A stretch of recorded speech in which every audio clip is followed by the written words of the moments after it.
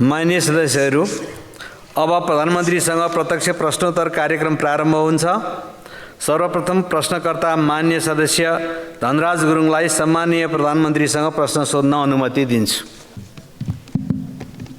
सम्माननीय सभामुख महोदय, सर्वप्रथम त नेपाली प्रजातान्त्रिक आन्दोलनका प्रणेता बीपी कोइरालाको हिजो परेको स्मृति दिवस, साथै नेपाली कम्युनिस्ट आन्दोलनका प्रणेता पुष्पलाल श्रेष्ठको आज परेको स्मृति दिवसका सन्दर्भमा दुवै नेताप्रति उच्च सम्मान व्यक्त गर्दछु।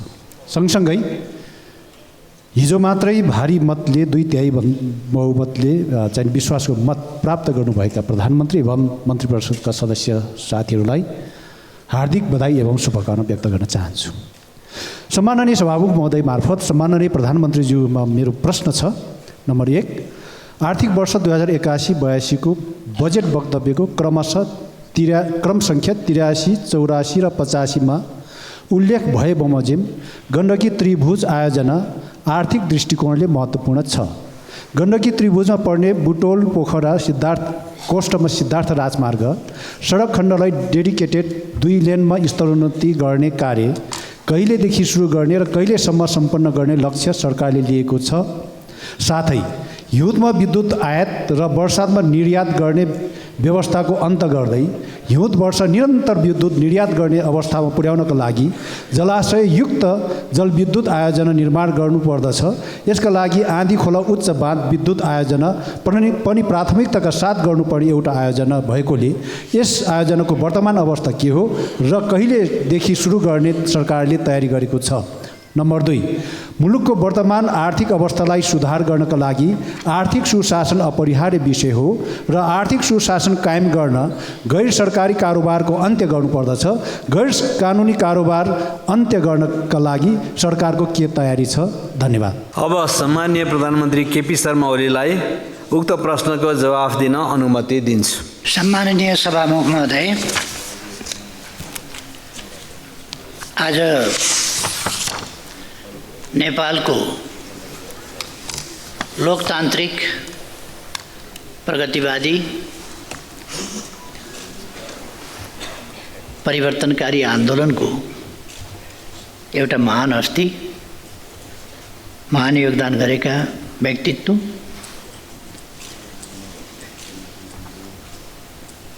महान चिन्तक, एउटा महान दार्शनिक, इतिहासविद पुष्पलाल ज्यूको 46औं स्मृति दिवस हो र यस सन्दर्भमा म पुष्पलाल ज्यूप्रति हार्दिक सम्मान र श्रद्धासुमन अर्पण गर्न चाहन्छु। मैले उहाँको थर नभनेर पुष्पलाल मात्रै भने। उहाँ जातीयता झल्किने खालका कुनै कुरा नगरेर उहाँहरूले एउटा अभियानै चलाउनु भएको थियो, नाम मात्रै लेख्ने। त्यसकारण उहाँको समयमा पुष्पलाल, सूर्यलाल, अर्कोलाल यस्ता नाम मात्रै लेख्ने, थर नलेख्ने यस्तो अभियान चलाउनु भएको थियो र उहाँले पनि त्यही अनुसार पुष्पलाल मात्रै लेख्ने गर्नुहुन्थ्यो, थर लेख्नुहुन्न थियो। त्यसकारण मैले उहाँको थर उल्लेख गरिनँ। उहाँप्रति श्रद्धासुमन अर्पण गर्न चाहन्छु। उहाँको सम्बन्धमा मैले अहिले विचार विमर्श गर्ने समय होइन, त्यसकारण धेरै कुरामा जान चाहन्न। एउटा कुरामा मेरो ध्यान आकर्षण भएको छ। हामी यस गरिमामय संसदमा छौँ। यहाँ हामीले बोल्दा भएका कुरा बोल्ने गरौँ, सही कुरा बोल्ने गरौँ, तथ्ययुक्त कुराहरू बोल्ने गरौँ। जथाभावी राजनीति फरक होला, पार्टी फरक होला, तर त्यसो भनेर जथाभावी बोल्ने नगरौँ, असभ्य तरिका ननिकालौँ, झुटको सहारा नलिउँ। म फेरि एकपल्ट सम्झाएर भन्न चाहन्छु, मैले हिजो बोल्दा विद्युत महसुल ट्रङ्क लाइन सम्बन्धी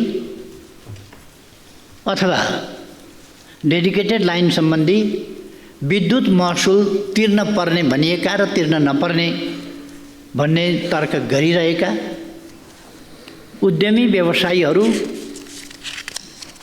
र विद्युत प्राधिकरणका बीचको विवाद टुङ्ग्याउनुपर्छ, संवादबाट टुङ्ग्याउनुपर्छ। सरकारले पाउनुपर्ने रकम सरकारले लिनै पर्छ, असुल गर्नुपर्छ। तथ्य प्रमाणका आधारमा जुन विद्युत उनीहरूले उपयोग गरेका छन् त्यसको महसुल उनीहरूले तिर्नै पर्छ, उनीहरूसँग लिनुपर्छ।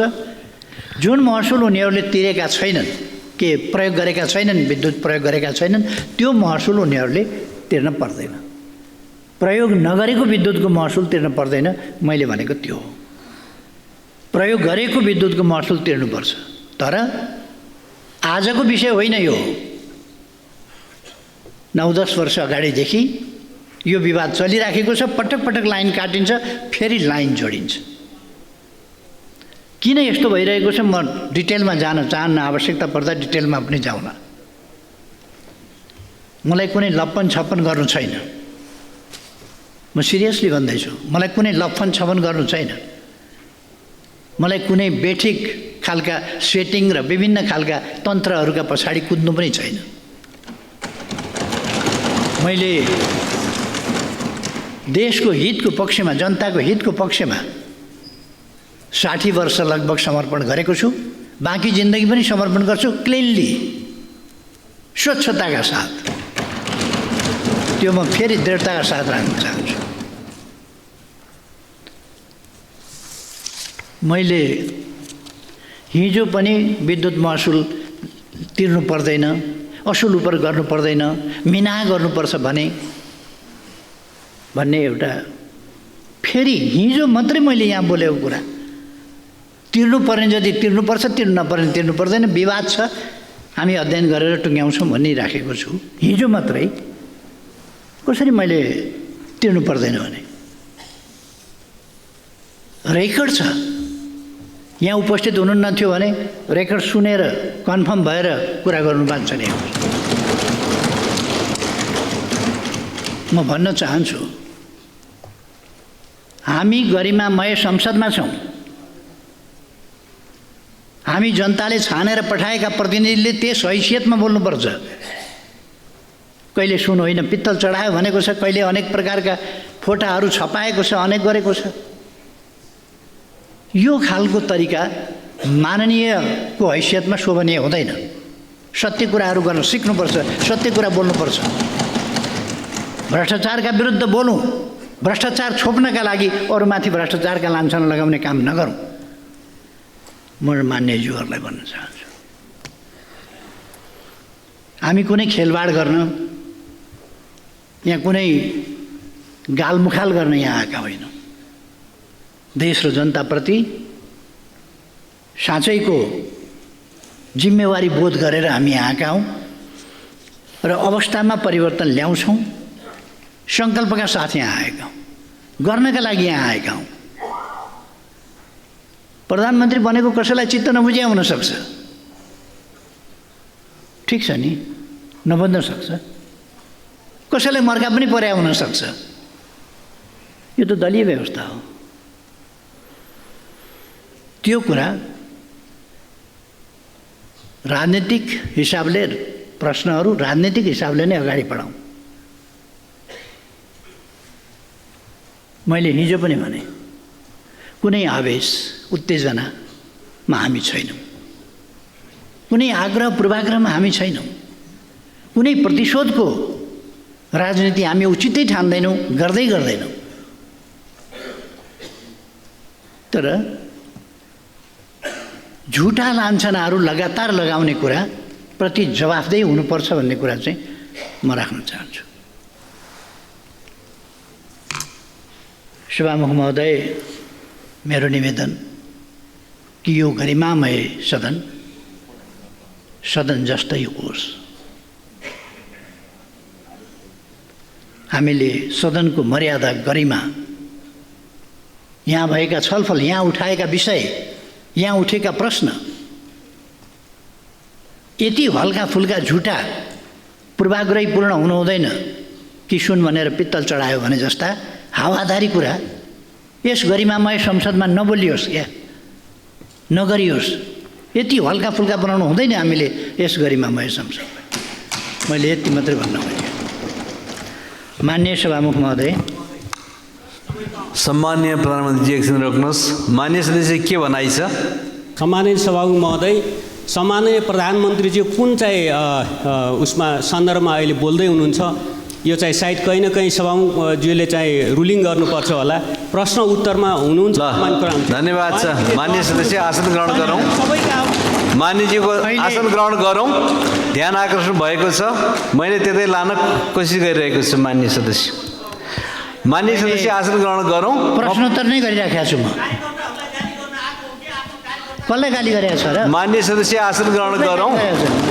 गाली गरे, गाली नगरौँ भन्दैछु म, उल्टै गाली। मान्य सदस्य आसन ग्रहण गरौँ।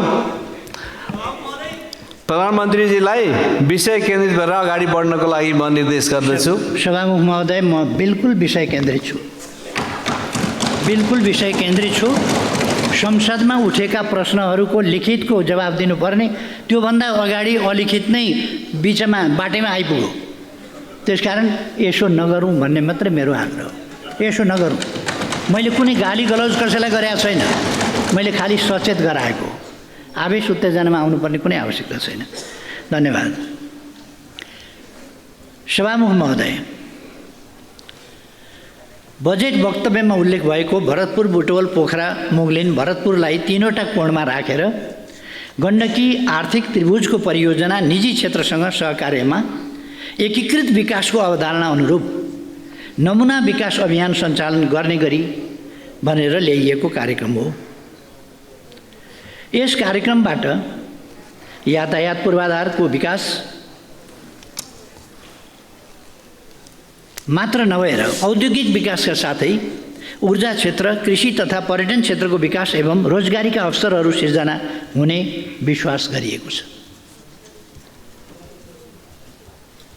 प्रस्तुत गण्डकी त्रिभुज आयोजना अन्तर्गत पर्ने बुटौल, पोखरा, सिद्धार्थ राजमार्ग सडक खण्डलाई 2 लेनमा स्तरोन्नति गर्न चालु आर्थिक वर्षमा बजेट विनियोजन गरिएको छ भने सिद्धबाबा सुरुङ मार्गको कार्य अन्तिम चरणमा पुगेको छ। चालु आर्थिक वर्षको पहिलो त्रैमासिकबाटै काम गर्ने गरी बजेट कार्यान्वयन कार्ययोजना तयार भइसकेको छ। यस सन्दर्भमा साउन महिनाबाटै काम अगाडि बढाउने गरी सम्बन्धित निकायलाई निर्देशन समेत भइसकेको छ। प्रस्तुत सडकलाई सुरक्षित, छिटो गतिमा आधुनिक एवं आर्थिक करिडोरको रूपमा विकास गर्न निजी पुँजी समेत परिचालन गर्ने गरी नवीनतम विधिमा विकास सहायता समेत परिचालन गर्ने गरी प्रक्रिया अगाडि बढाइएको समेत जानकारी गराउन चाहन्छु। यसमा यद्यपि यो त्रिभुज गण्डकी आर्थिक त्रिभुज परियोजना भन्ने जुन छ यो कति पर्याप्त अध्ययन, कति विश्लेषण, सम्भाव्यताको अध्ययन, कति विषयहरू नभाच्ने गरी ल्याइएको छ त्यो अलिकति हेर्नु त पर्ने छँदैछ। त्यो हेरिने छ। फेरि पनि यो विकास निर्माणसँग आएको कुरा हुनाले यसमा रहेका कमीहरूलाई करेक्सन गरेर सच्याएर र यसलाई प्रभावकारी ढङ्गले कार्यान्वयनमा अगाडि बढाइनेछ। म त्यो मान्यज्यूलाई आश्वस्त पार्न चाहन्छु। मान्यज्यूले उठाउनु भएको दोस्रो विषय आँधी खोला उच्च बाँध विद्युत आयोजनाको सम्बन्धमा स्पष्ट गर्न चाहन्छु। स्याङ्जा जिल्लाको कालीगण्डकी गाउँपालिका मोतीचौरको आँधी खोलामा प्रस्तावित बाँधस्थल र गल्याङ नगरपालिकाको वडा नम्बर 3 मा विद्युत गृह रहेको आँधी खोला जलाशययुक्त जलविद्युत आयोजनाबाट 180 मेगावाट विद्युत उत्पादन गर्ने लक्ष्य रहेको छ। हालसम्म यस आयोजनाको पूर्व सम्भाव्यता अध्ययन गर्ने कार्य सम्पन्न भई वातावरणीय अध्ययन कार्य स्वीकृत भइसकेको छ।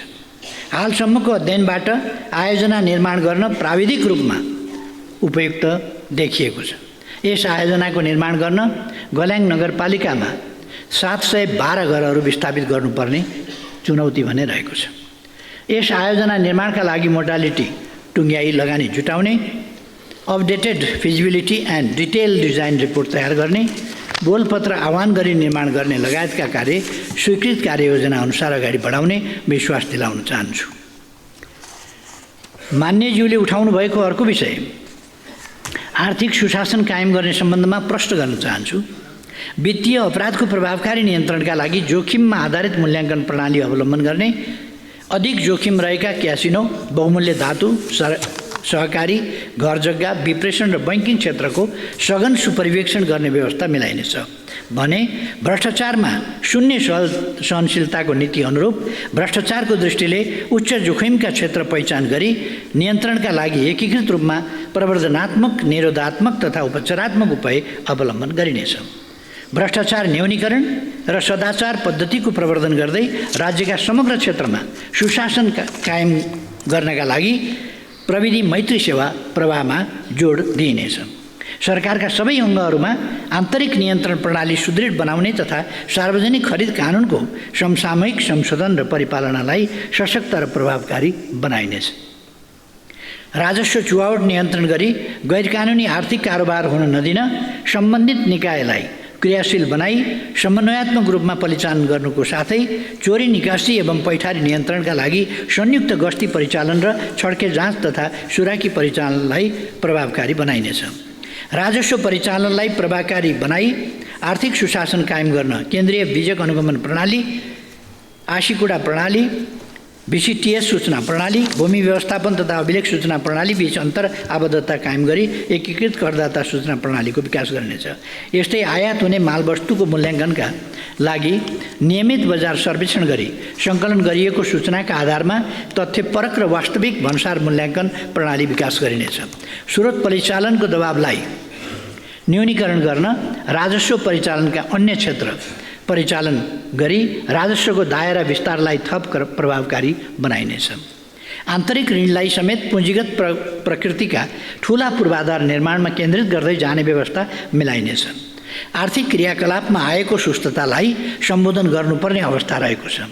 विगत वर्षमा विधि प्रक्रिया पूरा गरी कार्य सम्पन्न गर्ने क्रममा विधि सम्मत रूपमा सृजित दायित्व यकिन गरी चालु आर्थिक वर्षभित्र भुक्तानी गर्ने व्यवस्था मिलाइनेछ। चालु आर्थिक वर्षको मौद्रिक नीतिलाई थप लचिलो बनाई मुलुकको व्यावसायिक वातावरणमा थप सुधार गरिनेछ।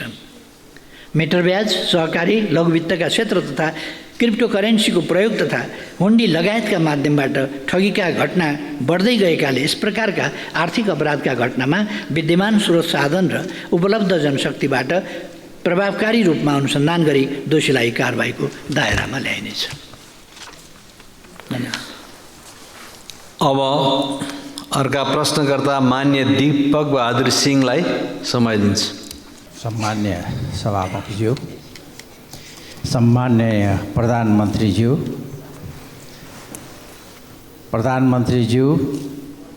मन्त्रीज्यूहरूलाई बधाई तथा शुभकामना दिन चाहन्छु म र मेरो पार्टीको तर्फबाट। सम्मान्य प्रधानमन्त्रीज्यू, तपाईँ प्रधानमन्त्री भएको बेला कालापानी, लिपुलेक र लिपियाधुरा सहितको भूभाग समेटेर जो नेपालको चुच्चे नक्सा जारी गर्नुभएको थियो, हामी नेपालीहरू विचार बेग्लै भए पनि हामीले सोचेका थियौँ बल्ल एउटा राष्ट्रवादी प्रधानमन्त्री यो देशले पाएको छ। तर प्रधानमन्त्रीज्यू आज चौथो पटक तपाईँ प्रधानमन्त्री भइराख्नु भएको छ। अहिलेसम्म ती भूभागहरू नक्सामा मात्र सीमित भएको छ। नेपाली जनतालाई तपाईँको यो कार्यकालमा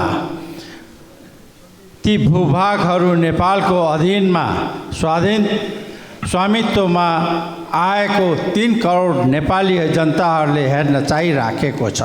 त्यो चाँडोभन्दा चाँडो नेपालको अधीनमा ल्याउनको लागि तपाईको नीति, योजना, कूटनीतिक कला र के छ प्रधानमन्त्रीज्यू, त्यो तिथि, मिति र समय बताइदिनको लागि अनुरोध गर्छु।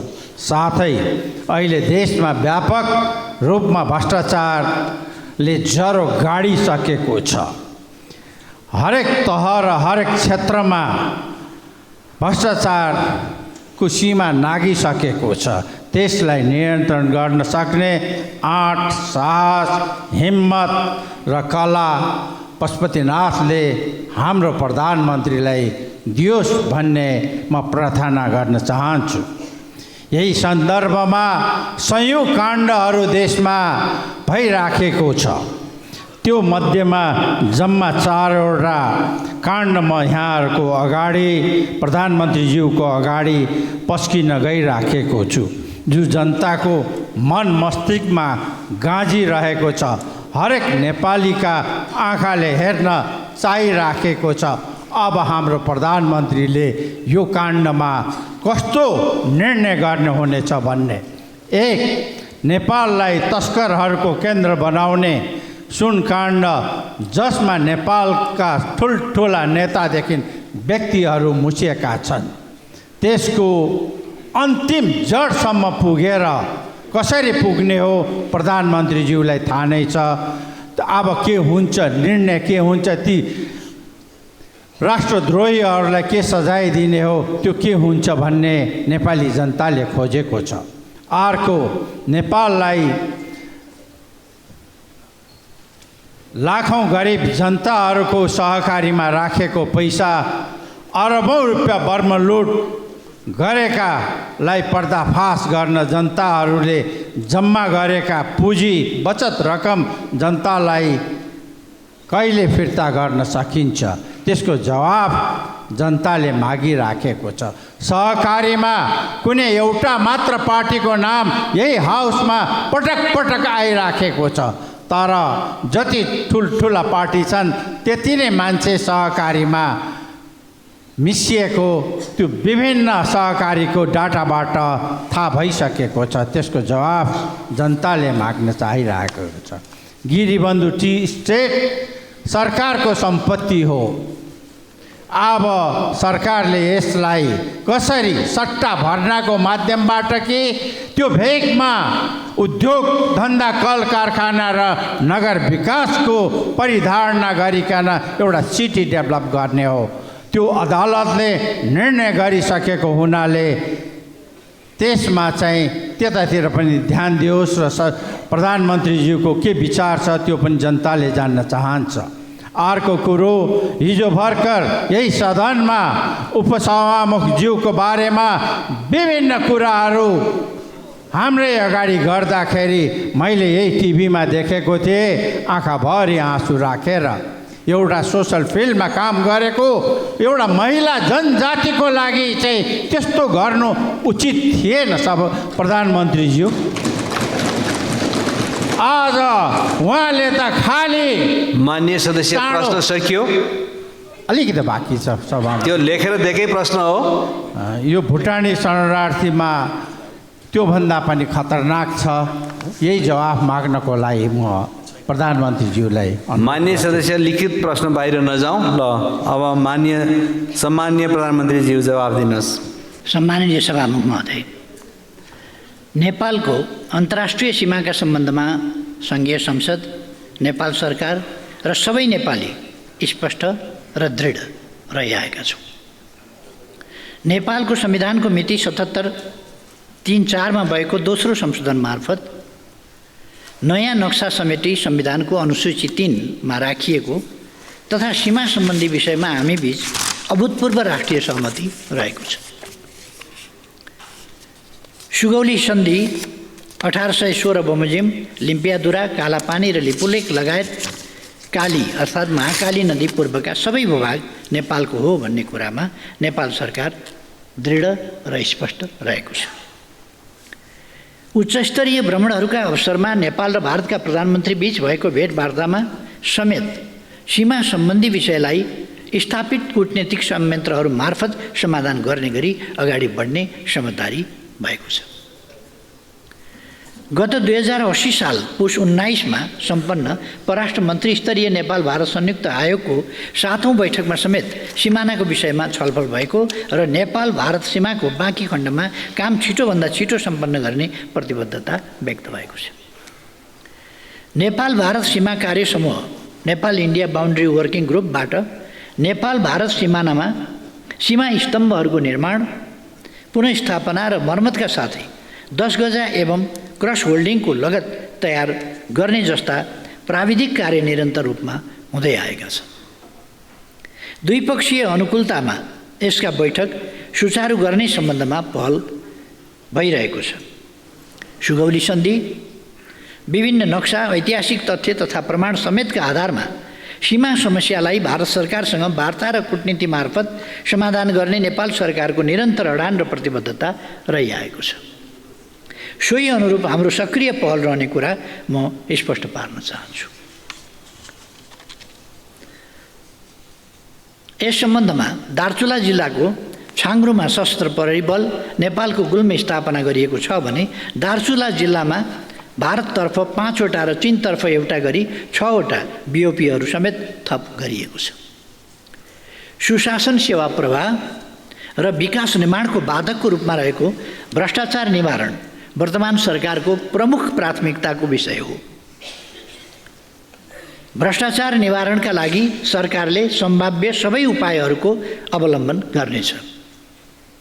सुनकाण्ड, सहकारी ठगी, नक्कली भुटानी शरणार्थी लगायतका मान्यज्यूले उठाउनुभएका विषयहरूमा म के प्रश्न पार्न चाहन्छु भने आम जनताको चाहना बमोजिम राष्ट्रिय हितको रक्षा गर्न, भ्रष्टाचार नियन्त्रण गरी सुशासन कायम गर्न सरकार प्रतिबद्ध छ। ठुला साना जोसुकै भए पनि दोषीलाई कानुनी दायरामा ल्याइने प्रतिबद्धता व्यक्त गर्न चाहन्छु। यस सम्बन्धी कतिपय विषयहरू न्यायिक निकायहरूमा विचाराधीन समेत रहेकाले सोही बमोजिम न्याय निरूपण हुनेछ। र म थप के भन्न चाहन्छु भने कुनै पनि प्रकारको भ्रष्टाचार सम्बन्धमा मुलायजा गरिने छैन, कुनै पनि दल विशेष भनेर हेरिने छैन, छुट्याइने छैन, कोही पनि भ्रष्टाचार गर्ने व्यक्तिका अनुहार हेरिने छैन। अनुहार नहेरिकन व्यवहार हेरेर कारबाही गरिनेछ। यसमा म गरिमामय संसदका सबै मान्य सदस्यज्यूहरूलाई ढुक्क रहन आग्रह गर्न चाहन्छु। धन्यवाद। अब प्रश्नकर्ता माननीय सदस्य डाक्टर धवल शमशेर जङ्गबहादुर राणा। सम्मान्य सभामुखज्यू, सम्मान्य प्रधानमन्त्रीज्यू, तपाईँलाई र तपाईँको मन्त्री परिषदको सफलताको शुभकामना गर्दै मैले त भ्रष्टाचारकै विषयमै सवालहरू राखेको थिएँ। तपाईँबाट त्यसको जवाबहरू आइसकेको छ, तैपनि म केही लेखेकै कुरामा थप्न चाहन्छु। यो आजको दिनमा नेपालमा राजनीति र राजनीति गर्ने नेताहरूलाई कस्तो दृष्टिकोणले जनताले हेर्छ, यो दृष्टिकोणलाई सुधार गर्नको लागि हामीले 2046 सालबाट नेताहरूको सम्पत्ति छानबिन गरेर दोषीलाई कारबाही गर्न पर्ने आवश्यकता छ। प्रधानमन्त्रीज्यू, र प्रतिष्ठित ठाउँमा पद ओगटेका नेताहरूले अकुत सम्पत्ति कमाएको कहाँबाट आयो भन्ने कुरालाई छानबिन गर्नुभयो भने धेरै नेताहरू जेल जान्छन्। यो विषयमा प्रधानमन्त्रीज्यू गम्भीर हुनुहुन्छ भनेर मैले विश्वास लिएको छु। संविधानलाई नि के सकारात्मक रूपमा परिवर्तन गर्ने भनेर भन्नुभएको छ, त्यो पनि तपाईँले गर्नुहुन्छ भन्ने विश्वास लिएको छु। र भ्रष्टाचारकै विषयमा कुरा गर्दाखेरि हिजो मात्रै यो गरिमय सदनभित्र एकजना पूर्व मन्त्री हालका सांसदले आफ्नो छोराको सर्टिफिकेटलाई टेकुमा गएर इक्विभलेन्स गर्दाखेरि दिनभरि उहाँलाई झुल्यायो, लट्क्यायो र 5 बजे बज्न लागेपछि 5,000 रुपियाँ बिचौलियालाई दिएपछि उहाँको काम कागज तुरुन्तै हातमा आयो। उहाँले यस्तो भन्दा यो सदन तरङ्गित भएको मैले देखिनँ। एकजना सांसदलाई नि त्यहाँ कर्मचारीका घुस दिएर काम गराइन्छ र सदन तरङ्गित हुँदैन। हामी गम्भीर हुँदैनौँ। हामीले देशलाई कहाँ पुगाइसकेको रहेछौँ। सदनभित्र सांसदसित पैसा मागेर पैसा लिँदाखेरि पनि हामीले त्यो विषयमा गम्भीरता देखाउन छाडिसकेको छौँ। मान्य सदस्य आफ्नो लिखित प्रश्न पढ्न सक्नुहुन्छ, त्योभन्दा धेरै व्याख्यामा नजाउँ। धन्यवाद। के हो लिखित प्रश्न, त्यसलाई सट्ट राखिदिनुहोस्। अन्तिममा हिजो राति पूर्व मन्त्री रामचन्द्र रायजीको फारममा उहाँको बर्बर रूपले हत्या भएको छ। प्रधानमन्त्रीज्यू, यो विषयमा दोषीलाई कारबाही हुन्छ भन्ने विश्वास लिएको छु। धन्यवाद। सम्माननीय प्रधानमन्त्रीज्यू। सभामुख महोदय,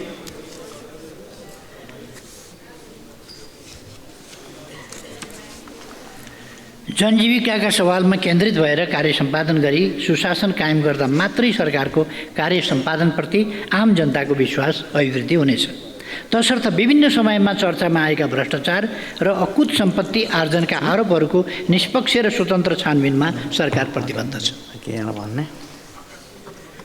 जहाँसम्म सहकारीको विषय छ, यसमा सहकारी क्षेत्र तथा बचतकर्ताहरूले भोग्नु परेका समस्या सम्बोधन गर्न विगतमा गठित कार्यदलहरूबाट प्राप्त हुन आएका सुझाव एवं सहकारी पीडितहरूसँग पटक पटक गरिएका सहमतिहरू कार्यान्वयन गर्न भूमि व्यवस्था, सहकारी तथा गरिबी निवारण मन्त्रालयबाट विभिन्न प्रयासहरू अगाडि बढेका छन्। समस्याग्रस्त घोषणा भएका सबै सहकारी संस्थाका बचतकर्ताहरूसँग अनलाइन मार्फत माग गरिए बमोजिम 59,587वटा मागदाबी निवेदन प्राप्त भएको र 35,51,72,35,000 रुपैयाँ बराबरको दायित्व यकिन गरिएको छ। सहकारी कर्जा असुली न्यायाधिकरण, कर्जा सूचना केन्द्र र सहकारी बचत तथा कर्जा सुरक्षण कोष स्थापना गर्ने प्रक्रिया अगाडि बढाइएको छ र बजेट समेत सुनिश्चित गरिएको छ। सहकारी नीतिको परिमार्जन मस्यौदा तयार गरिएको छ। सहकारी ऐन 2074को संशोधन मस्यौदा तयारीको चरणमा रहेको छ। मान्यज्यूले उठाउनु भएको अर्को विषय संविधान संशोधनसँग सम्बन्धित रहेको छ। संविधान संशोधन राष्ट्रिय आवश्यकता र राष्ट्रिय हितलाई मनन गरी राजनीतिक दलहरूबीच राष्ट्रिय सहमति जुटाउँदै अघि बढाइने विश्वास दिलाउन चाहन्छु। संविधान संशोधनको विषय कसैको लहरको विषय होइन र यो समयको माग, देशको आवश्यकताका लागि हो भन्ने कुरा मैले हिजो पनि भने, फेरि दोहोऱ्याउँछु। वर्तमानमा देखिएका समस्या सम्बोधन गरी संविधानलाई अझ जीवन्त बनाउन र देशलाई स्थायित्व र समृद्धिको मार्गमा अगाडि बढाउन सरकारमा रहेका र नरहेका सबै दलहरूसँग छलफल र परामर्श गर्दै यस कार्यलाई अगाडि बढाउने विश्वास दिलाउन चाहन्छु। मान्यज्यूले उठाउनुभएका अन्य विषयका सम्बन्धमा पूर्व प्रश्नकर्ता मान्यज्यूहरूको उत्तरमा समेत यी कुराहरू स्पष्ट पारिसकेका छु। अब प्रश्नकर्ता मान्य सदस्य दीपक बोहरा अनुपस्थित देखिनु भएकोले उहाँको अनुपस्थितिमा उहाँको तर्फबाट प्रश्न सोध्न उपयुक्त देखिएन, अत सूचीबाट उक्त प्रश्न हटाएको कुरा म प्रश्न पार्न चाहन्छु। यस पछाडि प्रश्नकर्ता मान्य सदस्य देवी प्रकाश भट्टचन्द आफ्नो प्रश्नलाई वाचन गरेर प्रश्न राखिदिनुहोला। सम्माननीय सभामुख महोदय, सम्माननीय प्रधानमन्त्रीज्यू समक्ष जिज्ञासा र प्रश्न। बागलुङ जिल्लाको धोरपाटन नगरपालिकाको उत्तरगङ्गा जलाशययुक्त जलविद्युत आयोजना 828 मेगावाट र उक्त आयोजनाबाट जम्मा 1726 मेगावाट उत्पादन हुने साथै हिउँदे याममा 100% उत्पादन दिने योजना कहिले सुरु हुनेछ? साथै आन्तरिक तथा बाह्य पर्यटन विकास प्रबन्धनको लागि धोरपाटन विकास परियोजना स्थापनाको पहलको लागि माग गर्दछौँ।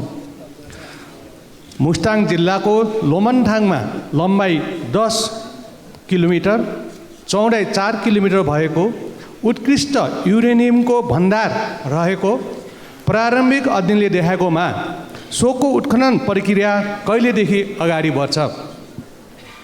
उक्त युरेनियम भण्डारबाट प्राप्त हुने आयस्रोतबाट स्थानीय सरकारलाई अत्याधिक रकम छुट्याई परम्परागत ढाँचाको बसोबास निर्माण गर्न स्थानीयवासीको माग रहेको अवगत गराउन चाहन्छु। यसै गरी नेपाली मालवाहक पानी जहाज अन्तर्राष्ट्रिय समुद्र मार्गमा सञ्चालन गर्नको लागि संसदमा पेश भएको विधेयक विगत 4 वर्ष यता अल्पत्र अवस्थामा रहेकोले सो विधेयक कहिलेदेखि छलफलमा लाई पास गर्ने सरकारको योजना छ? सम्मानीय प्रधानमन्त्रीज्यू जवाफ दिन सक्नुहुन्छ। सम्मानीय सभामुख महोदय, उत्तर गङ्गा जलाशययुक्त जलविद्युत आयोजना पहिले नेपाल विद्युत प्राधिकरणको आयोजना विकास विभाग अन्तर्गत रही सोही विभागबाट सम्भाव्यता अध्ययन, वातावरणीय प्रभाव मूल्याङ्कनको काम भएको थियो। हाल उत्तर गङ्गा जलाशययुक्त जलविद्युत आयोजना स्पेशल पर्पस भेहिकलको रूपमा विकास गर्न 2074 सालमा उत्तर गङ्गा पावर कम्पनी लिमिटेडको स्थापना गरी कार्य अगाडि बढाइएको छ। हालसम्म आयोजनाको सम्भाव्यता अध्ययन सम्पन्न गरिएको, वन तथा वातावरण मन्त्रालयबाट वातावरणीय प्रभाव मूल्याङ्कन स्वीकृत भइसकेको, जग्गा अधिग्रहणको लागि प्रक्रिया अघि बढाइएको छ। विद्युत उत्पादन अनुमति पत्रको लागि विद्युत विकास विभागमा आवेदन दिइसकिएको छ। हाल एनईए इन्जिनियरिङ कम्पनी मार्फत आयोजनाको review of feasibility study and basin and intervention option स्टडीको कार्य भइरहेको छ। एनईए इन्जिनियरिङ कम्पनी मार्फत आयोजनाको review of feasibility study and in basis and intervention option स्टडीको अन्तिम प्रतिवेदन प्राप्त भएपछि कन्स्ट्रक्सन मोडालिटी र फन्डिङ मोडालिटी निर्क्युल गरी आगामी 4 वर्षभित्र आयोजना निर्माण सम्पन्न गर्ने लक्ष्य रहेको छ। खानी तथा भूगर्भ विभागबाट अन्तर्राष्ट्रिय अटोमिक सङ्गठनको सहयोगमा भएको प्रारम्भिक अन्वेषणबाट मुस्ताङको लोमाङथाङ क्षेत्रमा उत्खनन योग्य गुणस्तर र परिमाणमा युरेनियमको खनिज भण्डार रहेको देखाएको छ। युरेनियम रणनीतिक खनिज भएकोले यसको उत्खनन पूर्व केही कानुनको सुधार, प्रयोगशालाको स्तरोन्नति, जनशक्ति विकास सँगसँगै गरी विस्तृत अन्वेषण र औद्योगिक उपयोगको मोडालिटी र सङ्गठन ढाँचा तय भए पश्चात मात्र उत्खनन गर्न सकिने देखिन्छ। यस कामको सन्दर्भमा पहिले नै म प्रधानमन्त्री दोस्रो कार्यकालमा हो क्या, म प्रधानमन्त्री भएको बेला होइन, पहिल्यै कार्यकालमा म प्रधानमन्त्री भएको बेला मैले त्यहाँ अन्वेषण गर्ने र त्यहाँ युरेनियम छ कि छैन भनेर पत्ता लगाउने काम गरेको थिएँ र त्यहाँ युरेनियम छ भनेपछि त्यसको सुरक्षाको, त्यस क्षेत्रको युरेनियम क्षेत्रको सुरक्षाको जिम्मा नेपाली सेनालाई लगाइएको थियो।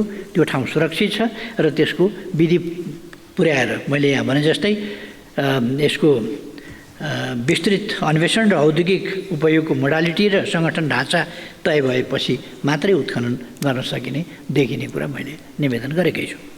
पानी जहाजको सञ्चालन तथा व्यवस्थापन सम्बन्धी कानुनलाई संशोधन र एकीकरण गर्न बनेको विधेयक नेपाल सरकार मन्त्री परिषदबाट मिति 81/3/27 संसदमा पेश गर्ने प्रयोजनार्थ स्वीकृत भई संसदमा पेश गर्ने प्रक्रियामा रहेको जानकारी गराउँदछु।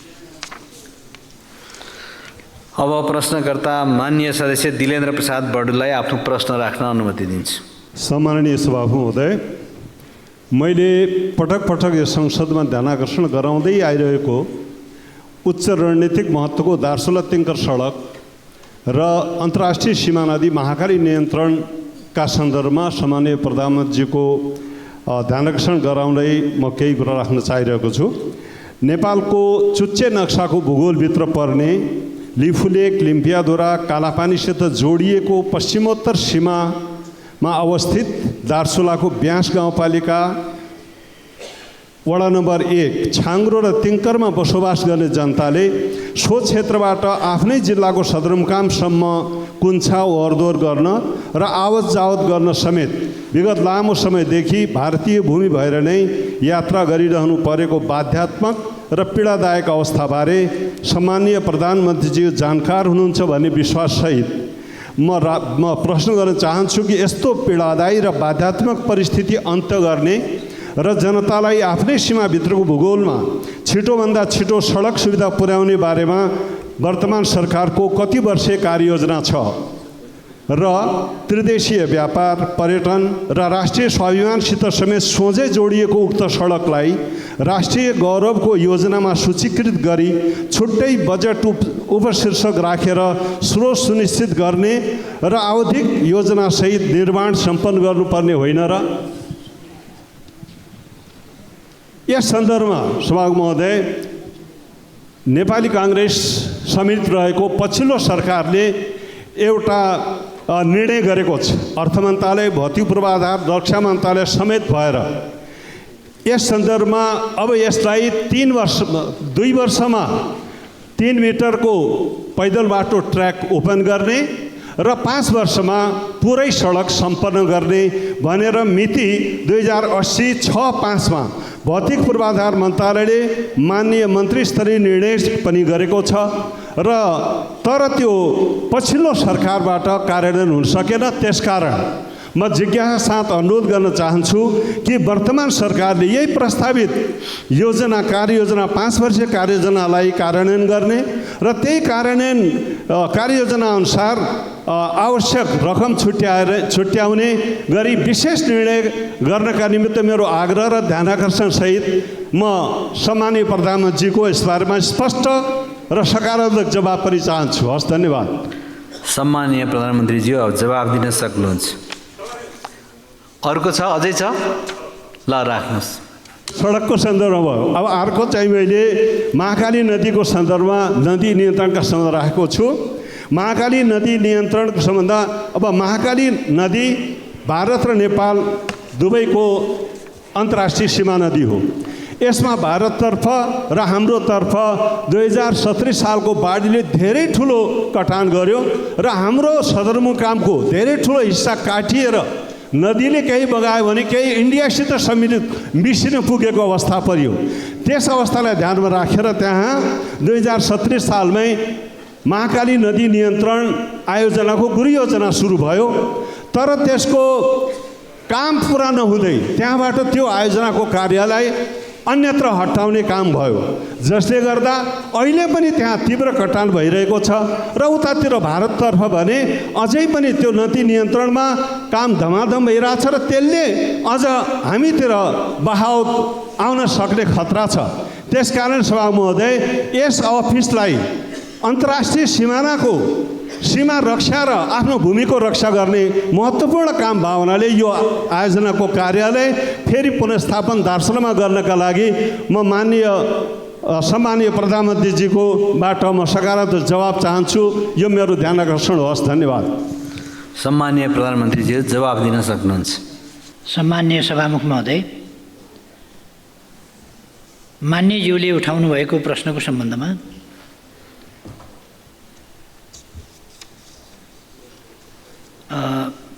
पूर्व प्रश्नकर्ता मान्यज्यूहरूको उत्तरका सन्दर्भमा समेत मैले प्रष्ट धारणा राखिसकेको छु। यहाँ मान्यज्यूले उठाउनुभएका अन्य विषयको सम्बन्धमा प्रश्न पार्न चाहन्छु। महाकाली करिडोर आयोजना अन्तर्गतको तुषारपानी कोटेश्वर टिङ्कर खण्डमा 80% कडा चट्टान रहेको र विस्फोटक पदार्थको व्यवस्थापनको सहजता भई निर्माण कार्यमा कम समय लाग्ने र कार्यप्रगति छोटो हुने उद्देश्यका साथ नेपाली सेना मार्फत कार्य भइरहेको छ। यो निर्णय सभामुख महोदय, म प्रधानमन्त्री भएकै बेला 77 साल वैशाख 14 गतिको मन्त्री परिषदको निर्णयबाट दार्चुला तिङ्कर सडकको 134 किलोमिटर मध्ये निर्माण हुन बाँकी रहेको 79 किलोमिटरको अन्तिम सडक खण्ड तुषारपानी कोठेदार तिङ्कर सडक निर्माणको जिम्मा नेपाली सेनालाई सुम्पिने निर्णय गर्दा साबिककै उक्त निर्णयमा नै साबिक जस्तै रातो किताबमा बजेट विनियोजन भइरहेको अवस्था समेत त्यसलाई अन्त्य गरेर, किनभने त्यो चट्टानी भूभाग भएको हुनाले अरूले गर्न गाह्रो हुने भएको हुनाले नेपाली सेनालाई सुम्पिएको थियो।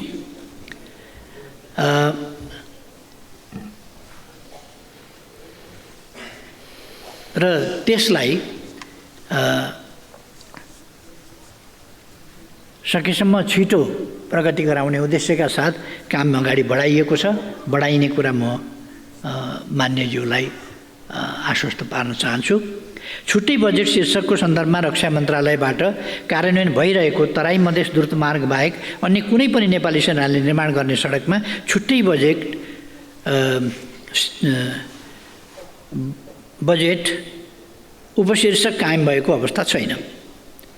तथापि यथेष्ट बजेट विनियोजनका सन्दर्भमा भने बजेट अभावका कारण कार्य प्रगतिमा कुनै कमी हुन नदिने नेपाली सेनाबाट माग भए बमोजिम नै विगतमा पनि बजेट व्यवस्थापन भएको र भविष्यमा समेत बजेट कमी हुन नदिने विश्वास म व्यक्त गर्न चाहन्छु। सङ्घको कार्यक्षेत्र रहेका सुदूरपश्चिम प्रदेशको पहाडी क्षेत्रमा सिँचाइ र नदी नियन्त्रणका कार्यहरू प्रभावकारी रूपले सम्पादन गर्न दार्चुलाबाट बैतडीको पाटनमा कार्यालय स्थानान्तरण गरिएको थियो। तटबन्ध निर्माण कार्यान्वयन एवं आवश्यक अनुगमनका लागि सम्पर्क कार्यालय र केही प्राविधिकहरू दार्चुलामा पनि राखिएको छ। साथै बैतडी स्थित कार्यालयले पनि यस सम्बन्धी कार्य गर्ने जानकारी गराउन चाहन्छु। यति नै ठिक छ। अब प्रश्नकर्ता माननीय सदस्य दुर्गा राईलाई प्रश्न राख्न अनुमति दिन्छु।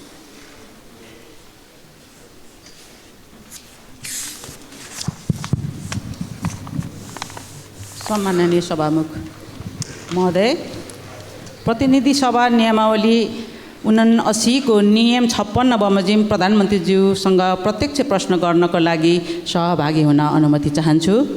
सभामुख महोदय मार्फत सम्माननीय प्रधानमन्त्रीज्यूलाई मेरो प्रश्न। सर्वप्रथम प्रधानमन्त्रीज्यूलाई बधाई दिन चाहन्छु। गत असार 17 गते मध्यराति के पर्यो त्यस्तो आपद 12 घण्टा उज्यालो पर्खिन नसकिने गरी संसदको पहिलो र दोस्रो सङ्ख्याका ठुला दलहरूले 7 बुँदे सम्झौता गर्नुको कारण के हो र यसलाई आम नेपाली नागरिकले थाहा पाउँदा विद्रोह गर्ने बुँदाहरू समावेश छन् र अर्को कुरा संविधान संशोधन गर्ने भन्दै आम उत्पीडितहरूको प्राप्त अधिकार खोज्न लागि त होइन भन्ने आम उत्पीडित समुदायहरूको चासो छ। साथै प्रधानमन्त्रीज्यू, कानुन न्याय तथा मानव अधिकार समितिमा रहेको सङ्क्रमणकालीन न्याय सम्बन्धी विधेयक कहिले टुङ्गाउने हो? सरकार र प्रधानमन्त्रीज्यूको के भनाइ छ? मेरा प्रश्नहरू प्रधानमन्त्रीज्यू लिखित रूपमा 4 गते मैले बुझाएको हुनाले यस सम्मानित सदनलाई मैले आफ्ना प्रश्नहरू फेरि प्रत्यक्ष रूपमा प्रधानमन्त्रीज्यूलाई सोध्न मेरो त कर्तव्य सोचे। त्यसैले जवाफ हिजो आए तापनि मैले 4 गते बुझाएको क्वेसन भएको हुनाले आज फेरि प्रधानमन्त्रीज्यूलाई प्रत्यक्ष सोध्ने अनुमति चाहे। धन्यवाद। सम्माननीय प्रधानमन्त्रीज्यू जवाफ दिन सक्नुहुन्छ। सभामुख महोदय, म प्रश्नकर्तालाई धन्यवाद दिन चाहन्छु। मैले नबुझेको कुरा के भने नि, हामी यो गरिमामय संसदको समय हामी सांसदहरू कस्ता कुरामा अल्झिनुपर्छ, कस्ता कुरा अल्झिनु हुँदैन। पार्टीहरूका बिचका सहमति एएम भित्र हुनुपर्छ कि पीएम भित्र हुनुपर्छ, कति बजेर कति मिनट जाँदा हुनुपर्छ, यस्तो कुनै कहीँ कतै छ र? यस्तो हुन्छ कहीँ कतै? यो एएम भित्र सक्नुपर्छ या पीएम लागेपछि गर्न हुँदैन, या पीएम भित्र सक्नुपर्छ, वा यति बजेर यति मिनट गएपछि अफिस अफ हुन्छ। पोलिटिकल पार्टीहरूको अफिस अफ हुँदैन, पोलिटिकल एक्टिभिटीको अफिस अफ हुँदैन, घडीको अफिस पनि अफ हुँदैन, समयको गति पनि अफ हुँदैन।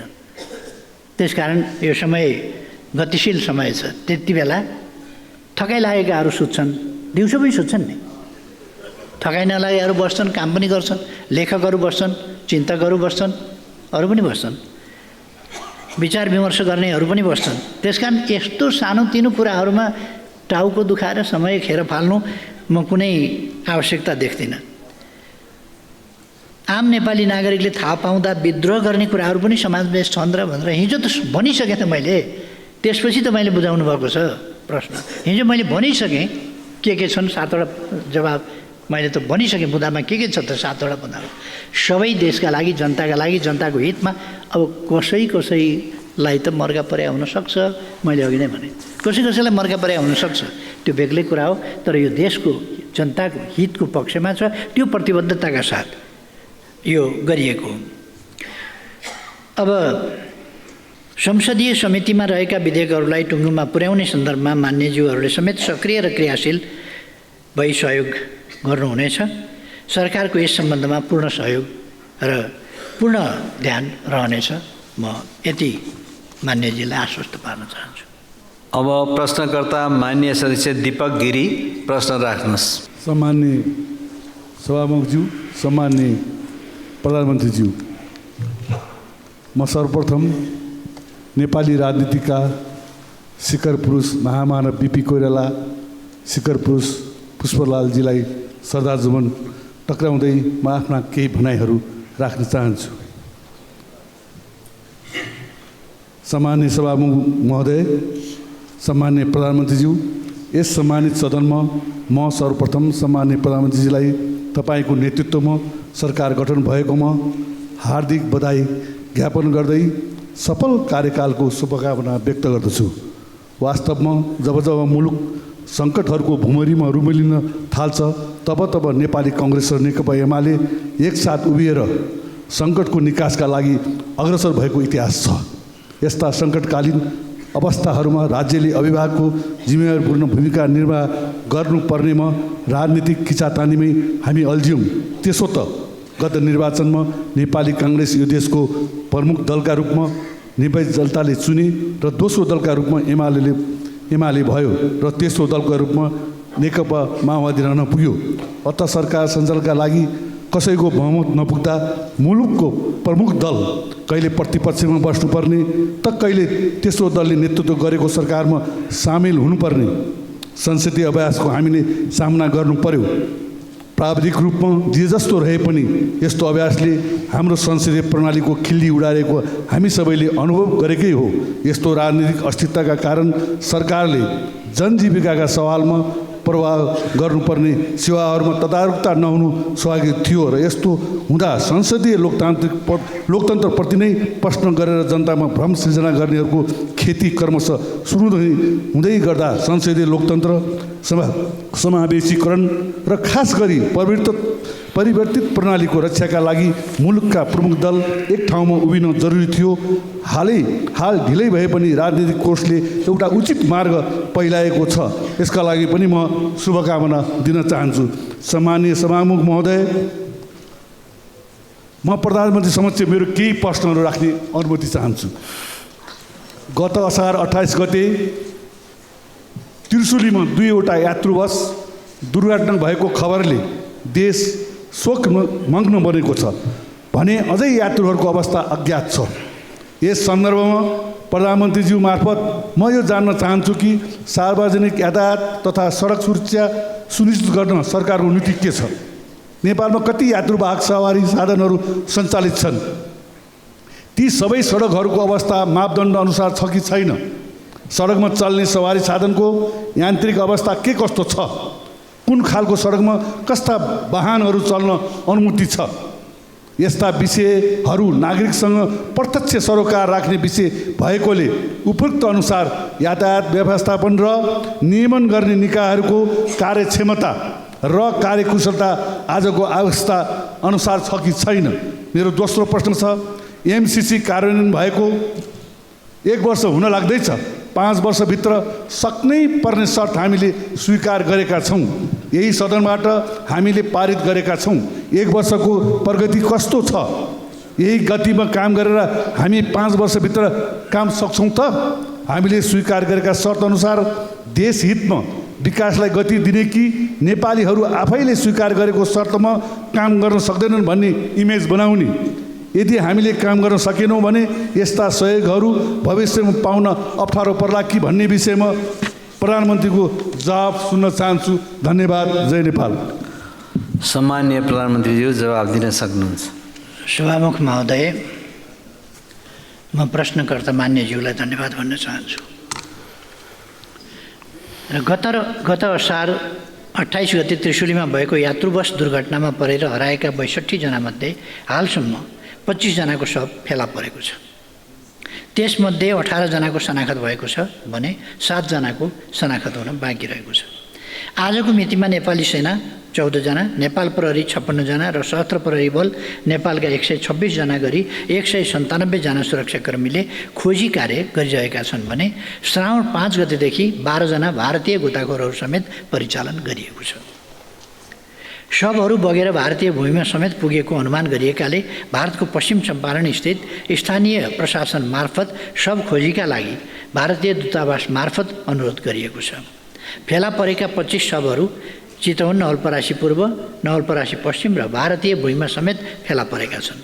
बस दुर्घटना भएको स्थल र सोको आसपासको क्षेत्रलाई मुख्य केन्द्रबिन्दु बनाई खोजी कार्य गरिएको छ भने नदीले बगाएका शवहरू भेटिन सक्ने सम्भावित स्थलहरू चितवन, नवलपरासी पूर्व, नवलपरासी पश्चिम र भारतको पूर्वी चम्पारणसम्म खोजी कार्य भइरहेको छ। धमिलो पानी, नदीको उच्च भाव गति र 30-40 मिटर गहिरो नदीका कारण खोजी कार्यमा अपेक्षित सफलता मिल्न सकेको छैन। तथापि उपलब्ध प्राविधिक उपकरण, जनशक्तिको सम्पूर्ण सामर्थ्य प्रयोग गरी सुरक्षा निकाय परिचालन र स्थानीय प्रशासनले स्थानीय नागरिकहरू समेतको सहयोगमा खोजी कार्यमा निरन्तरता दिएको छ। सार्वजनिक यातायात तथा सडक सुरक्षा सुनिश्चित गर्न सरकारले सडक सुरक्षा विधेयकको तयारी गरी अन्तिम रूप दिने चरणमा रहेको छ भने राष्ट्रिय यातायात नीति हालै मन्त्री परिषदमा स्वीकृतिका लागि पेश भएको छ। सडक सुरक्षाको संवेदनशीलता र यसमा सम्बन्धित क्षेत्रका सरकारवालाहरूको आबद्धता जरुरी भएकाले राष्ट्रिय सडक सुरक्षा परिषदलाई कानुन बमोजिम सडक सुरक्षाका विभिन्न अवयवहरूलाई व्यवस्थित तवरले कार्यान्वयन गर्ने गरी नीतिगत तथा कानुनी व्यवस्था गरिनेछ। एमसीसी सम्झौता अनुरूप ट्रान्समिसन लाइन, सब स्टेसन तथा सडक स्तरोन्नतिका आयोजना तोकिएको समय 5 वर्षभित्रै सम्पन्न गर्ने गरी कार्ययोजना स्वीकृत भई सोही अनुसार कार्य अगाडि बढेको जानकारी गराउन चाहन्छु। आयोजनाको सब स्टेसन निर्माणका लागि ठेक्का सम्झौता समेत भइसकेको छ। ट्रान्समिसन लाइनको सम्बन्धमा एउटा खण्डको ठेक्का सम्झौता हुने चरणमा पुगेको छ भने बाँकी काम तीव्र रूपमा अगाडि बढेको छ। एमसीसीबाट प्राप्त हुने अमेरिकी डलर 500 मिलियन बराबरको रकम सम्झौता अवधिभित्र पुरै उपयोग गर्ने गरी वित्तीय योजना ढाँचा कार्यान्वयन हुनेछ। प्रस्तुत आयोजना सम्पन्न भए पश्चात नेपालको ऊर्जा क्षेत्रको विकासमा विशेष योगदान पुग्नेछ भने सडक स्तरोन्नतिमा नयाँ प्रविधि हस्तान्तरण हुने समेत जानकारी गराउन चाहन्छु। अब प्रश्नकर्ता माननीय सदस्य दिनेश कुमार यादव प्रश्न राख्नुहोस्। सम्माननीय सभामुख महोदय, सम्माननीय प्रधानमन्त्रीज्यू, आज प्रत्यक्ष प्रश्नको रूपमा हामीले आज 22 आज हिजो 6 गते बीपी स्मृति दिवस र आज पुष्पलालजीको आज स्मृतिको दिवसको अवसरमा उहाँहरूप्रति हार्दिक श्रद्धाञ्जली अर्पण गर्न चाहन्छु।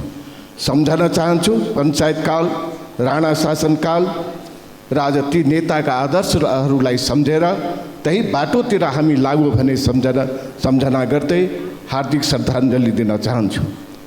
साथसाथै नव परिवेश, नव स्थितिमा आज जुन गठबन्धन बनेको छ, प्रतिपक्ष पहिलो पार्टी र दोस्रो पार्टीको बिचमा केपी ओलीजीको नेतृत्वमा उहाँको कार्यकाल र पुरै मन्त्री परिषदलाई हार्दिक बधाई र शुभकामना दिन चाहन्छु।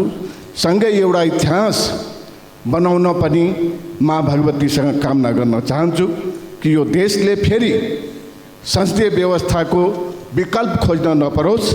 त्यसकारण हामी सम्पूर्ण संसदले आज 70 वर्षदेखि गरेको सङ्घर्षलाई अगाडि लाउँदै आम जनताको विश्वासलाई जित्ने काम यो क्याबिनेटले गर्नेछ भन्ने विश्वास राख्दै आज मेरो 3वटा प्रश्न छ।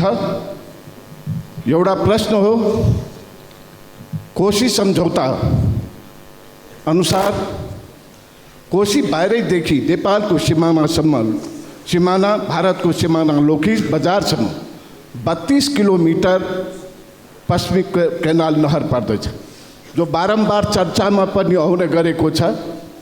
त्यो नहरमा भारतको सिमानामा दुवैतर्फ त्यो ड्याममा पक्की सडक बनेको छ। नेपालको दक्षिणी भेगमा पर्ने यो नहर जो 32 किलोमिटर पर्छ, त्यस भेगको जनतालाई यति असहनीय भएको छ कि गर्मीमा धुलायाम हुन्छ, वर्षामा हिलो हुन्छ। त्यो त्यहाँको भेगका जनताहरूलाई आवत जावत गर्न साह्रै कठिनाइ परेको छ। यस कुरामा हामीले सम्बन्धित राजदूत जाँदाखेरि हामीले ध्यान आकर्षण सर्वदलीय गराएका पनि हो, तर पहल हुन सकिरहेको छैन। त्यसकारण मेरो सम्माननीय प्रधानमन्त्रीसँग आग्रह छ कि यसमा यो कोशी सम्झौता अनुसार नै पहल गर्नको लागि, कूटनीतिक पहल भारतसँग गर्नको लागि मेरो हार्दिक अनुरोध छ। दोस्रो, 70 जिल्लालाई हामी पहिला सगरमाथा अञ्चल भन्ने गर्थ्यौँ, जसको सदरमुकाम राजविराज थियो। सोलुदेखि राजविराजसम्म हामीले पहिला पनि धेरै प्रयास गरेको कि यो सडक सगरमाथासँग जोडेर 70 को भारतको सिमानासँग एउटा सडक कायम होस्। तर धेरै प्रयासहरू भयो, धेरै सरकारको कार्यक्रमहरूमा, तर हुन सकेन। तर अहिले हुलाकी सडक अन्तर्गत यो सडकलाई विगत वर्षमा गाईघाटदेखि लिएर भारतको बनिनिया सीमासम्म लगभग 30 किलोमिटर पर्छ, जसको हुलाकी सडकले अर्थ मन्त्रालयमा स्वीकृतिको लागि फाइल पेश गर्दा त्यो हुन सकेन। मेरो आग्रह छ कि यो सडक पहाडी जिल्ला र 70 जिल्लालाई जोड्न, त्यहाँको जीवनयापनलाई बढाउन र समदूरसम्म पहाड र तराईको मधेसको हुनको लागि पनि यो सडक अति आवश्यक छ। यसमा प्रधानमन्त्रीको पहल होस् भन्न म चाहन्छु। अर्को, हामीले कृषिका कुरा गऱ्यौँ। कमला डाइभर्सन के अरे सुनकोशी मरिन डाइभर्सनको कुरा सबैले हामी उठायो। यो जिल्ला कति जिल्लामा जान्छ? पूर्वको जिल्ला पर्ने 70 सिरहामा यो पानी पुग्न सक्दछ, त्यहाँको किसानलाई सिँचाइ हुन सक्दछ। त्यसकारण आग्रह छ कि राष्ट्रिय गौरवको योजनाभित्र राखेर कमला कोशी डाइभर्सनलाई त्यहाँ 70 सम्मको सिँचाइ योजनामा परिवर्तन गर्नको लागि प्रधानमन्त्रीसँग हार्दिक अनुरोध छ। धन्यवाद। जय नेपाल। प्रश्न भन्दा पनि मान्यज्यूले त माग राख्नुभयो जस्तो देखियो। खैर जे होस्, सम्माननीय प्रधानमन्त्रीज्यू जवाब दिन सक्नुहुन्छ। सभामुख महोदय, नेपालको भूभागमा पर्ने कोशी पश्चिम नहरको बाँधमा क्रमशः सडक कालोपत्रे भइरहेको छ। नहरको किनार अतिक्रमित भएकोले उक्त अतिक्रमण हटाई कालोपत्रे गर्न नेपाल सरकार, नेपाल र भारत द्विपक्षीय संयन्त्र मार्फत अनुरोध गरिनेछ। अर्को दोस्रो प्रश्न, उदयपुरको गाईघाटदेखि भारतीय सीमासम्मको सडक निर्माणको सन्दर्भमा पूर्व तयारीका कार्यहरू सम्पन्न भई गत आर्थिक वर्ष 80-81 मा स्रोत सहमति माग भएकोमा आर्थिक चापका कारण अगाडि बढाउन नसकिएकोले यस आर्थिक वर्षमा प्राथमिकताका साथ अगाडि बढाउने काम गरिनेछ। तेस्रो प्रश्न मान्यज्यूले उठाउनु भएको, नेपाल र भारतबाट संयुक्त रूपमा कोशी उच्च बाँधसँगै सुनकोशी कमला डाइभर्सन अध्ययनको चरणमा रहेको छ।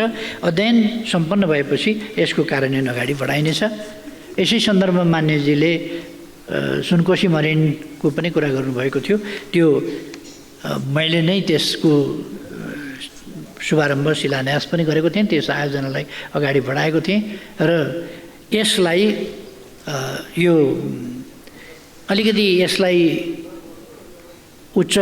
कोशी उच्च बाँधसँग पनि अलिकति जोड्ने काम भएको छ। त्यो जटिलताहरूलाई समेत ध्यानमा राखेर अगाडि बढाउने प्रयास गरिनेछ। धन्यवाद। अब प्रश्नकर्ता माननीय सदस्य दीपा शर्मा, प्रश्न आधारित संक्षिप्तमा राखिदिनुहोस्। प्रश्न पढ्नुहोस्। सम्माननीय सभामुख महोदय, आज नेपाल कम्युनिस्ट पार्टीका संस्थापक नेता आदरणीय पुष्पलालको 46औं स्मृति दिवसको अवसरमा उहाँप्रति उच्च सम्मानसहित भावपूर्ण श्रद्धाञ्जली व्यक्त गर्न चाहन्छु। हाम्रो पार्टीका श्रद्धेय अध्यक्ष एवं सम्माननीय प्रधानमन्त्री केपी शर्मा ओली लगायत उप प्रधानमन्त्री र मन्त्रीज्यूहरूलाई हार्दिक बधाईसहित सफल कार्यकालको सफलताको शुभकामना व्यक्त गर्न चाहन्छु। सम्माननीय प्रधानमन्त्री, राष्ट्रवादी एवं विकासका पर्यायवाची केपी शर्मा ओली र यो सरकारसँग सम्पूर्ण नेपाली नागरिकले निकै आशा, विश्वास र भरोसा गरेका छन्। जनताका आशा, विश्वास र भरोसा पुरा हुनेछन् भन्ने कुरामा मलाई विश्वास छ। म आज यो प्रश्न उत्तर कार्यक्रममा सम्माननीय प्रधानमन्त्रीज्यूलाई मेरो जिज्ञासा प्रश्न यस प्रकार रहेको छ। 2077 सालमा सम्माननीय प्रधानमन्त्रीज्यू नै त्यतिखेर सरकारको नेतृत्व गर्नुभएको थियो र यहाँको नेतृत्वमा गठित सरकारले आफ्नो कार्यकालमा थालनी गरिएका कैयौँ राष्ट्रिय गौरवका आयोजनाहरू, निर्वाचन क्षेत्र केन्द्रित रणनीति योजनाहरू र पालिका केन्द्रित योजनाहरू जस्तै सडक, पुल, अस्पतालहरू, बहुप्राविधिक विश्वविद्यालय, औद्योगिक ग्राम, प्रधानमन्त्री आधुनिक कृषि कार्यक्रम, राष्ट्रपति शैक्षिक सुधार कार्यक्रम, पोखरा क्षेत्रीय अन्तर्राष्ट्रिय विमानस्थल, गौतम बुद्ध अन्तर्राष्ट्रिय विमानस्थल, पुष्पलाल लोकमार्ग, मदन भण्डारी राजमार्ग, करिडोर र चक्रपथहरू, खेल मैदान, रङ्गशाला, रेलमार्ग, न्यानो सेटेलाइट र भूमि सम्बन्धी समस्याहरू जस्तै यस्ता धेरै जो अहिलेसम्म पनि कतिपय अगाडि बढ्नै सकेका छैनन् भने धेरै जसो योजनाहरू अलपत्र र अधुरा नै रहेका छन्। यी योजनाहरूलाई अगाडि बढाउनेतर्फ सम्माननीय प्रधानमन्त्रीज्यूले कसरी सोच्नु भएको छ जान्न चाहन्छु। धन्यवाद। सम्माननीय प्रधानमन्त्री जवाफ दिन सक्नुहुन्छ। माननीय सदस्यज्यूलाई धन्यवाद छ। समृद्ध नेपाल सुखी नेपाली जो राष्ट्रिय आकाङ्क्षा हो त्यो पुरा गर्न जसलाई हामीले गन्तव्य बनाएका छौँ त्यसलाई प्राप्त गर्न नै मैले 77 सालमा मेरो नेतृत्वमा गठित सरकारले कैयौँ राष्ट्रिय गौरवका आयोजनाहरू यो 77 मा मात्रै होइन कि अगाडिदेखि नै यो 74 बाटै हामीले सुरु गरेका थियौँ र 75, 76, 77, 78 सम्म हामीले विभिन्न आयोजनाहरू अगाडि बढाएका थियौँ र कैयौँ राष्ट्रिय गौरवका आयोजनाहरू, निर्वाचन क्षेत्र केन्द्रित रणनीतिक योजनाहरू र पालिका केन्द्रित योजनाहरू सुरुवात गरेका थियौँ। यसरी थालनी गरेका मध्ये अधुरा र अल्पत्र योजनाहरूलाई स्रोत साधनको उचित व्यवस्थापन गरेर यथाशीघ्र अगाडि बढाउने र सम्पन्न गर्ने यस सरकारको प्राथमिकता रहेको छ।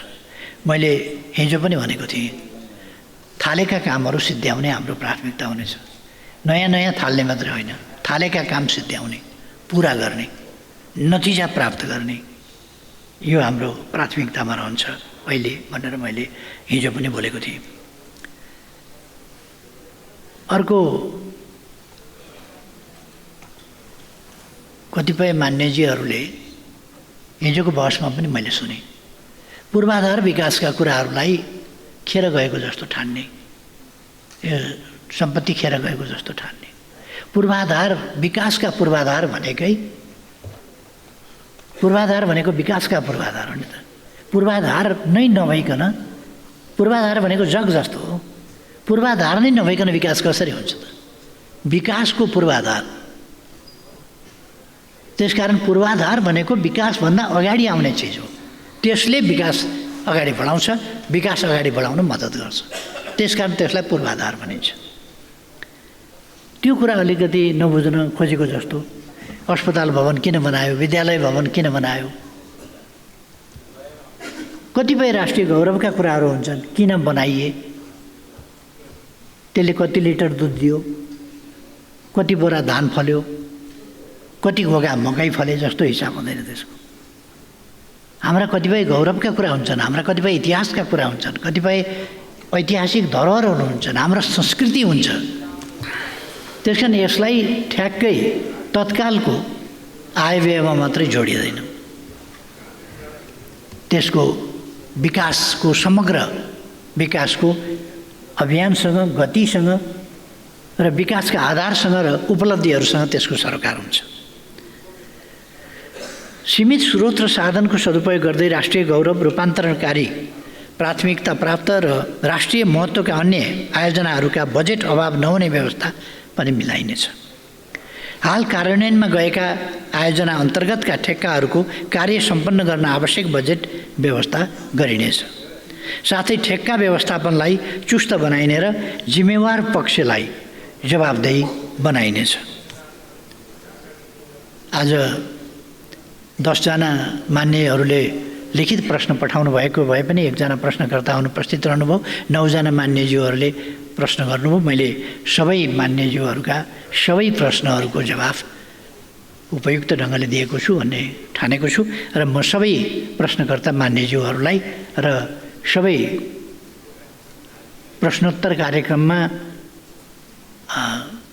सहभागी सबै मान्यज्यूहरूलाई पनि धन्यवाद भन्न चाहन्छु। सभामुख महोदयले समय दिनुभएकोमा धेरै धेरै धन्यवाद।